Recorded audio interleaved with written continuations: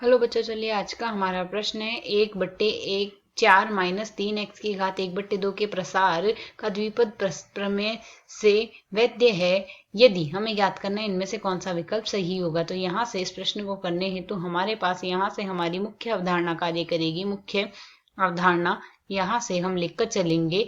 यदि हमारे पास यहाँ से 1 + x की घात n के रूप में पद बन रहा है, जहां से n हमारे पास या तो ऋणात्मक है या हमारे पास n हमारे पास यहाँ से भिन्नात्मक है, ऋण या भिन्न के रूप में है। तो इस स्थिति में मॉड यह तभी परिभाषित होगा जब हमारे पास मॉड x का मान <1 आ जाए। तो यदि अब हम यहाँ से दिए गए पद को देखें तो दिए गए पद में हमें मान क्या दिया गया है? यह मान हमें दिया गया है 1/4 गुणा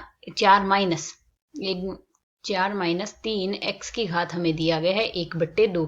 तो इसे यदि अब हम यहाँ से 4 उभयनिष्ठ ले ले तो 4 की घात 1/2 आ जाएगा हमारे पास। यहाँ से 2 लिखा जा सकता है, तो यह तो आ गया 2, शेष बचेगा 1 - 3x बट्टे में आ जाएगा 4, इसकी घात आ गई 1/2। तो यदि अब हम यहाँ से देखें n का मान यहाँ से हमारे पास भिन्नात्मक हो गया, अर्थात मॉड x के स्थान पर यहाँ से 3x - 4 होगा। यह हमारे पास लेस देन आना चाहिए 1 के। और यहाँ से हम जानते हैं माइनस मॉड का a का, यदि कोई भी a पद a है, a का माइनस का मॉड प्लस का a ही आता है, अर्थात यहाँ से इसका जो मान आएगा वह हमारे पास यहाँ से क्या आ जाएगा? 3/4 को तो बाहर लिख देते हैं, तो नियत है, साथ में आ जाएगा मॉड x < 1 आ जाएगा। इसे यदि अब हम यहाँ से सरल करें तो मान हमारे पास क्या आ गया? यदि मॉड x का मान किसी भी a से लेस आता है तो इसका अर्थ हुआ x का मान -a से +a के मध्य होगा।